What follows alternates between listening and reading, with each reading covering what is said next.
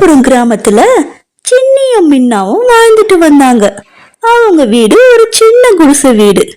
அந்த ஊர்ல இருக்கிறவங்களுக்கெல்லாம் பசுமையான விளைச்சல் நிலங்கள்லாம் இருந்துச்சு. எல்லாருமே வசதியானவங்க. ஆனா சின்ன மின்னாவுக்கு ஒரே ஒரு வறண்ட நிலம் தான் இருந்துச்சு. சின்னி, எல்லோரும் நம்ம நிலத்தை பயனில்லாத நிலம்னு சொல்றாங்க. எனக்கு கஷ்டமா இருக்கு. நீ அப்படி பேசாத மின்னா. நம்ம அப்பா அம்மா நம்மளுக்காக விட்டு போயிருக்க ஒரே ஒரு சொத்து அந்த நிலம்தான். நம்ம எப்படிக்கா வாழ்றது? நம்ம வாழ்க்கை எப்பதான் நல்லா ஆகும் அப்படின்னு மின்னா கேட்டா.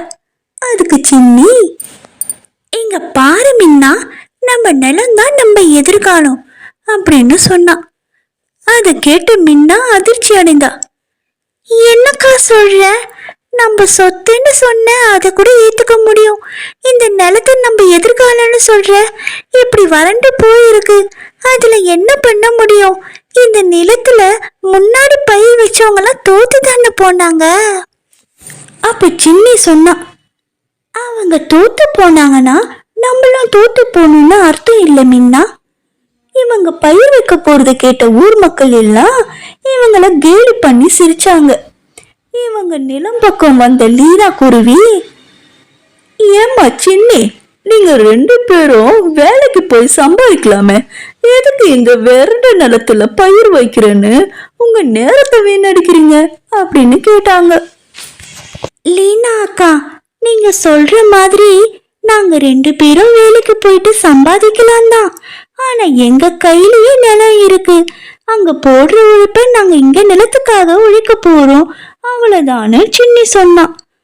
அதுக்கு லீனா குருவி, சரிம்மா, உங்க இஷ்டம், இனிமே உங்க விருப்பம், நான் சொல்றதுக்கு ஒன்னும் இல்லைன்னு போயிட்டாங்க.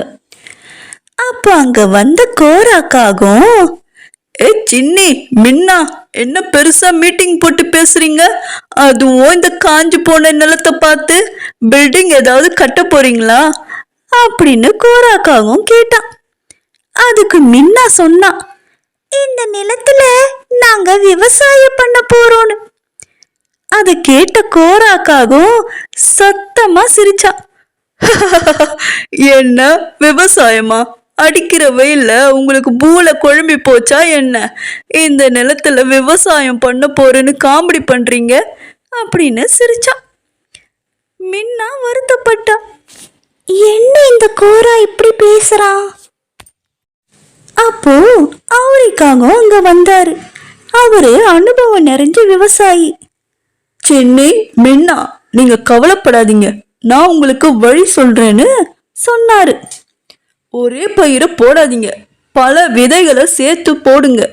அப்போ ஒரு தோல்வியும் உங்களை பாதிக்காது.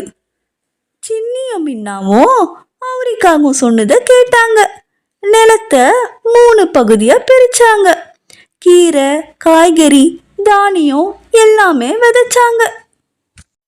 கோராக்காகவும் அங்கேயும் வந்து கேலி பண்ணான். சூப் மாதிரி கலக்கி விதைய போட்டா என்ன வரும், நானும் பாக்குறேன்னு பேசினான். இவங்க விதை போட்டு ஒரு விதை கூட முளைக்கல, மழையும் இல்லாம போச்சு. சின்னியும் மின்னாவும் வேலை செஞ்சு சோர்ந்து போயிட்டாங்க. அப்ப சின்னி கிட்ட மின்னா கேட்டா, அக்கா, நம்மளால முடியுமா அப்படின்னு கேட்டா. அப்ப சின்னி சொன்னா, நம்ம முயற்சியை நிறுத்தினாதான் முடியாதுன்னு. அவருக்காகவும் அப்ப அங்க வந்தாரு. தண்ணீர் எப்படி ஊற்றணும், மண்ணை எப்படி பராமரிக்கணும்னு எல்லாத்தையும் கத்து கொடுத்தாரு.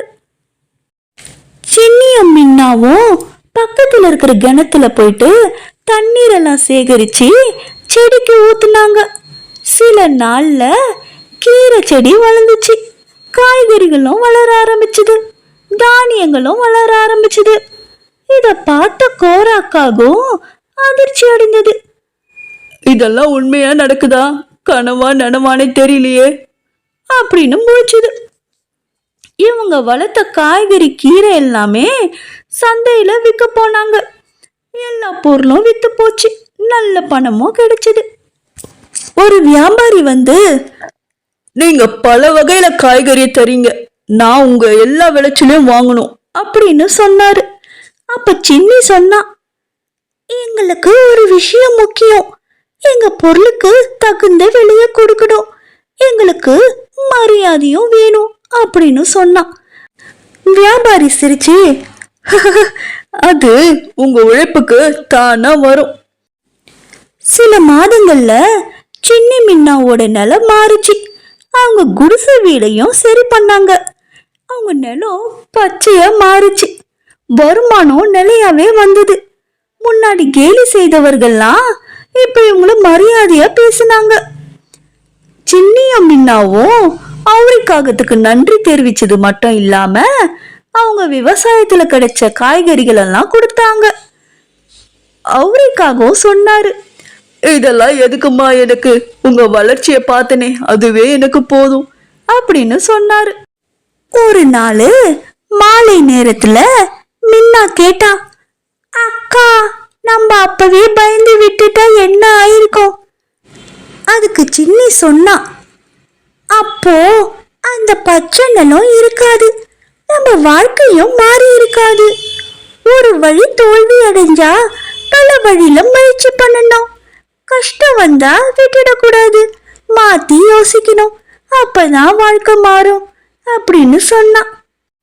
இந்த கோராக்காகமும் இவர்களிடம் விவசாயம் கத்துக்கிட்டு விவசாயம் செஞ்சு பாராட்டியும் பெற்றான்.